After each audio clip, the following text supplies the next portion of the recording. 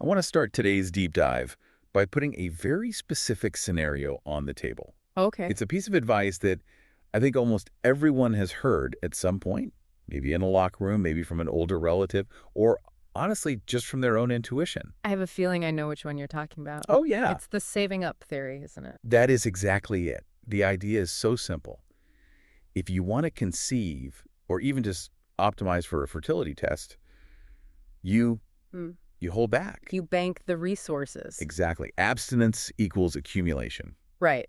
It's sort of the battery model. If you don't use the battery, it charges up to 100%. If you use it, you deplete it. And it makes total intuitive sense. I mean, you wait, the tank fills up, Yeah. the tank is full, the numbers are higher, therefore better fertility. It feels like simple math. It does. But we have a stack of research here on the desk, and I'm talking fresh data, Yeah. heavy hitters from 2024, and even a systematic review from 2025 that suggests this logic isn't just slightly off, It might be completely backward. completely backward. It is. And that's a really hard pivot for people to make because that scarcity mindset, the idea that you have a limited supply you need to hoard, is so deeply ingrained. For sure. But when you actually look at the biology, specifically when you look past the raw numbers and focus on DNA integrity, the picture changes completely. We're looking at peer-reviewed articles, meta-analyses, systematic reviews from 2013 right up to 2025. And the headline. The headline is basically, saving up might actually be spoiling the goods. Spoiling the goods. Wow. That is a massive shift in thinking. So the mission for this deep dive is to really answer that question. Does frequent ejaculation deplete your resources, or does it actually improve the product? Right. We're going to look at that trade-off between quantity, how much is there, and quality, how healthy the DNA actually is. It's the classic quality versus quantity debate, but playing out at a microscopic level. And to understand why the old advice is wrong, we really have to start with the anatomy. Okay. We have to talk about what we call the storage problem. Okay, let's unpack this, because logically, if I'm producing something in a factory and I stop shipping it out, I should have more inventory. And usually, more inventory is good. Think so. So why is that inventory going bad here? Because the human body isn't a temperature-controlled, inert warehouse. Sperm isn't just produced and then sits in a state of suspended animation. Not like in a sci-fi movie. Not at all. Once Yeah. it's produced in the tessones, it moves into the epididymis. The epididymis. And that's the storage tank. Essentially, yes. Think of it as a long, tightly coiled tube where sperm are stored before ejaculation. It's the holding pen. Got it. But biologically, it's a complicated, active environment. It's warm. It's metabolically active.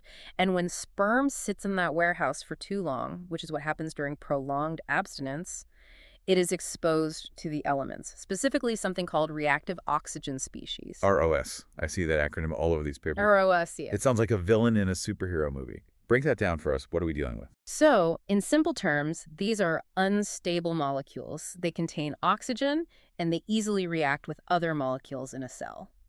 And that causes... Oxidative stress. You can think of it like biological rust. Or, here's a better analogy. Think about produce. Okay, I'm picturing the fruit bowl on my counter. Right. If you buy a fresh bag of apples and you leave them on the counter, after 3 days, they're fine, crisp, juicy. Yeah. But what about 2 weeks? They might still look like apples from across the room. The shape is there, the volume is there. But if I bite into one... It's mushy, it's brown inside, the structural integrity is gone, and that is essentially what is happening to sperm in the epididymis. The longer they sit there, the more they are bombarded by these reactive oxygen species. So the damage isn't just to the outside. No, it attacks the most important part of the cell, the genetic payload. The DNA. And this brings us to the key term that seems to be the center of gravity for all this new research, DNA fragmentation. Right. The DNA Fragmentation Index, or DFI. This is a measure of physical breaks in the genetic code inside the sperm head. So the blueprint is literally torn. It's torn. That's a scary concept.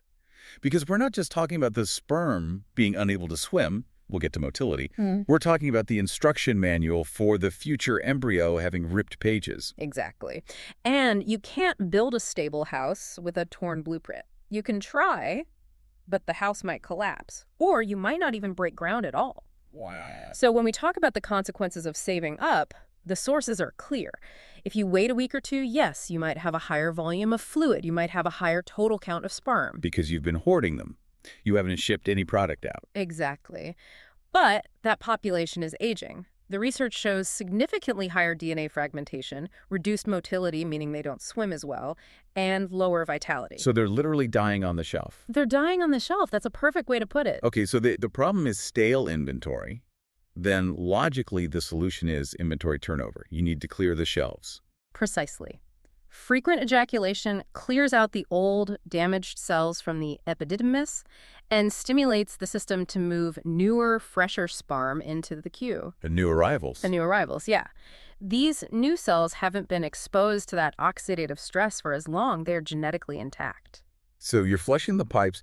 You're trading a full warehouse of rusty parts for a smaller shipment of shiny new parts. That is the trade-off. And that brings us to the hard data, because this isn't just theory. The numbers from the last year or two are stark. Let's dive into that trade-off, because I think this is where people get hung up. If you ejaculate frequently, your count does go down, right? It does. It absolutely does. And this is where the confusion comes from. Okay.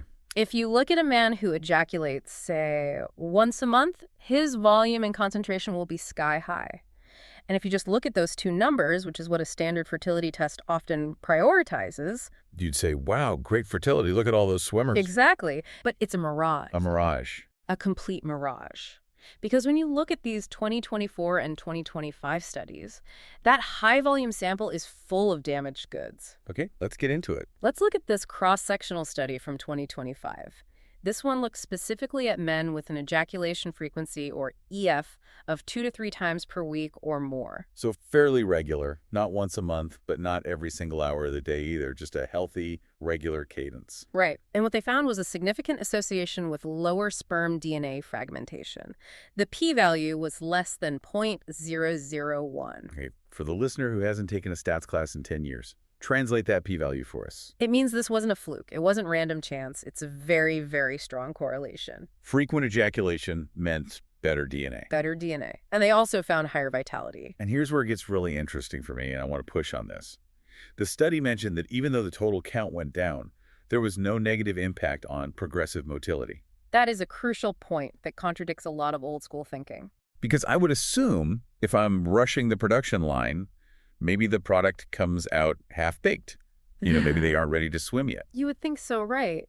Progressive motility is the ability of the sperm to swim forward in a straight line. It's essential for actually reaching the egg. Right. The data says the opposite of your assumption. The safety check in this study showed that while the crowd was smaller, the swimmers were just as strong, if not stronger. They weren't undercooked. They were prime. They were prime. And they also mentioned a risk reduction for something called necrosospermia, which, just breaking down the Latin, dead sperm. Exactly, dead sperm. Men ejaculating less than once a week had a much higher risk of having a significant percentage of dead sperm mixed in with the live ones. Wow. Frequent ejaculation just lowered that risk significantly. You're not letting them expire in storage. Okay, so we have this 2025 study establishing that 2-3 times a week is a solid deadline for freshness. But let's get specific on the timelines. Yeah. Because saving up usually implies a specific window. You have a meta-analysis from 2024 that really breaks down the abstinence window. Yes, this 2024 meta-analysis is great because it aggregates data from multiple studies. It compared long abstinence versus short abstinence. And again, same pattern. Long abstinence was linked to a mean difference of plus 3.46% in DNA fragmentation. Now, I have to play devil's advocate here. 3.46%. To a listener, that sounds like a rounding error. Is that actually significant? In the world of DNA fragmentation, absolutely. You have to understand the scale. The difference between a fertile man and a subfertile man can sometimes hang on just a few percentage points. Really? Yeah. The clinical threshold for high risk usually starts around 20 or 30%. If you are hovering around, say, 18%, which is borderline adding nearly 3.5% just because you waited too long, that can push you into a risk category. So that could be the difference. It could be the difference between a viable embryo and a miscarriage. Okay, that puts it in perspective. It's the straw that breaks the camel's back. It is. And on the flip side, that same analysis showed a decrease in progressive motility of nearly 2% with long abstinence. So you're damaging the DNA and slowing them down. Double whammy. Correct. And then we have the 2025 systematic review, which zoomed in even closer. They looked at abstinence periods of specifically less than 4 days. So keeping it under that 96-hour mark. Right. And here, the benefits were even clearer. They found a mean difference of minus 3.82% in DNA fragmentation. That's a nearly 4% improvement just by keeping the abstinence period short. And here was the surprising stat for me from that 2025 review. Yeah. We talked about how volume goes down, but this review found increases in total and progressive motility. Yes. Plus 2.30% and plus 2.18%. How does that work? It connects back to what we said earlier. You are getting rid of the dead weight, literally. When you clear out the old non-motile dead sperm, the remaining population, even if it's smaller, is statistically faster and more alive. So synthesis time. The tank isn't as full, volume is lower. But the swimmers are faster, they are more alive, and most importantly, their genetic cargo is intact. That is the takeaway. You are optimizing for the biological goal-healthy DNA, not the laboratory volume test. Okay, so we've established that holding back is bad, and 2 to 3 times a week is good, but naturally this raises the question, how much is too much? Right. I mean, can you deplete the reserves? I know a lot of couples, when they are trying to catch that ovulation window, they go into overdrive daily. Yeah. Sometimes more. The sprint method. Right. And the worry is, by day 3 or 4, are you shooting blanks? Is there a point of diminishing returns? This is a very common anxiety. But the evidence on daily ejaculation is actually fascinating. There have been studies looking at men who start with high DNA fragmentation, men with poor sperm quality. Okay. They put these men on a protocol of daily ejaculation for 4 to 7 days. And what happened? Did they run dry? Not only did they not run dry, but the DNA fragmentation dropped drastically. I mean, we're talking about going from ranges of 39 to 57%, which is extremely poor, very high risk, down to ranges of 19 to 32%. That is a massive improvement. You're essentially cutting the damage in half just by increasing the frequency. Exactly. And regarding the fear of running out, there was a pilot study mentioned in our sources where they tracked men over 2 weeks of daily ejaculation. 2 weeks straight. That sounds exhausting, scientifically speaking. It's a rigorous protocol. And what they found was that, yes, initially there is a drop in volume and count as the system adjusts. That's unavoidable. Right.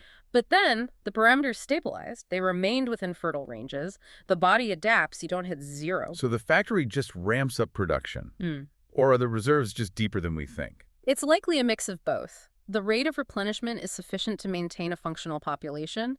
The body seems to seek a kind of homeostasis, and critically, this daily frequency didn't hurt the shape of the sperm, the morphology, or the motility. So even at a daily cadence, you're not seeing a negative impact on the swimmer's ability to move. You're just keeping the DNA incredibly fresh. Precisely. And for men with existing fertility issues, specifically high DNA fragmentation, this daily flush might actually be a therapeutic strategy. A behavioral treatment, not a drug. Exactly. That leads us perfectly into the so what of this deep dive, because we can geek out on percentages and DFI all day. But why does this actually matter for the person listening? Why does DFI matter so much? This is where we have to connect the microscopic to the macroscopic. Why are we doing this? To create a healthy embryo, we tend to think that fertilization is the finish line. The sperm met the egg, we're good. But that's just the starting gun. Nah. Exactly. The egg is amazing. It has mechanisms to repair some DNA damage in the sperm. It's like a little repair crew. But it has limits. Okay. If the sperm brings too much damage, too much fragmentation, the egg's repair crew gets overwhelmed. They can't fix it all. And that leads to? It leads to failed fertilization. Or perhaps even more heartbreaking, the embryo starts to develop but then arrests. It stops growing at day 3 or day 5. This is a major cause of unexplained infertility and early miscarriage. So lower DFI isn't just about getting pregnant. It's about staying pregnant. Absolutely. It's about the competence of the embryo. There was a foundational study back in 2013 that really set the stage for this. It looked at recurrent ejaculation daily for 4 days, followed by a very short abstinence before a procedure. This is for ICSI, right, where they inject the sperm directly into the egg? Correct. This is high-stakes IVF. And in that environment, they found a 27% decrease in DNA fragmentation after using this daily protocol. Wow. But the real kicker, they saw higher pregnancy rates in those cycles compared to standard abstinence protocols. That is the aha moment. We often think of fertility treatments as these high-tech pharmaceutical interventions, but simply changing the schedule, changing the behavior, improved the success rate. Because they prioritize quality. They prioritize the DNA integrity over the raw number of sperm available for the doctor to choose from. It turns out, giving the doctor a smaller pool of excellent candidates is better than a massive pool of compromised ones. It's quality control. You're filtering at the noise. Exactly. And I think this is where the conversation needs to shift. For years, the standard semen analysis has looked at three things: count, motility, morphology. The big three. The big three. But you can have a guy with a great count, great motility, and terrible DNA fragmentation. On paper, he looks fertile. In reality, he's struggling to conceive because the genetic payload is damaged. And the standard advice of wait a few days before the test or save up for the ovulation window might be making his specific problem worse. That's the irony. If his problem is oxidative stress and DNA damage, telling him to abstain is the worst possible advice. He needs to be clearing the pipes, not corking them. Now, we always have to add a layer of nuance here. We're painting with broad strokes, but is this true for every single man on Earth? There are always exceptions in biology. It's not one size fits all. The patterns we're discussing, short abstinence-improving DNA, hold true for both men with normal sperm and men with subfertility. But however, individual factors play a huge role. Age, lifestyle, baseline health.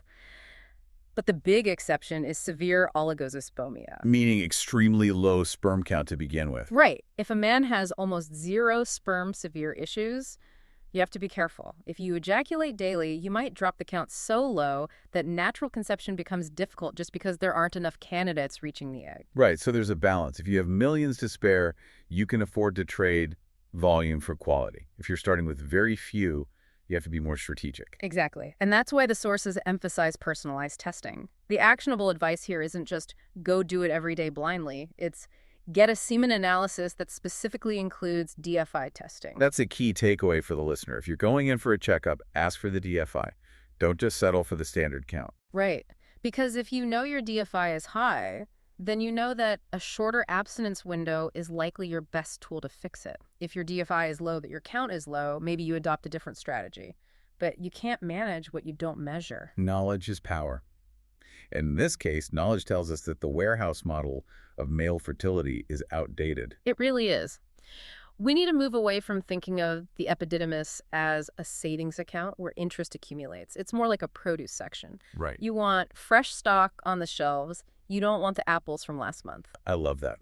So to recap the main lesson here, the old advice of saving up for a week or even a month is basically a recipe for oxidative damage.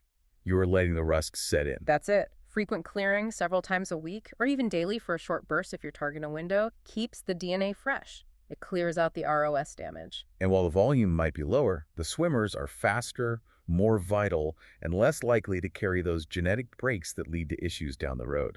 It's a classic case where biology contradicts intuition. More time does not equal better product. I want to leave the listener with a final thought to mull over. We spend so much time in the fertility world obsessing over how many. We count the eggs, we count the sperm, we look at volume. It's a numbers game. It's a numbers game. But hearing this data, it makes me wonder if we're playing the wrong game entirely. How so? Well, maybe we should be obsessing over how healthy. If a smaller army of elite, undamaged soldiers is more effective than a massive army of injured ones, is it time to completely rewrite the standard advice for trying to conceive? Are we optimizing for a lab test that was designed 50 years ago, instead of optimizing for the biology of a healthy embryo? That is the million-dollar question. And based on this stack of research, I think the rewrite is already overdue. Something to think about.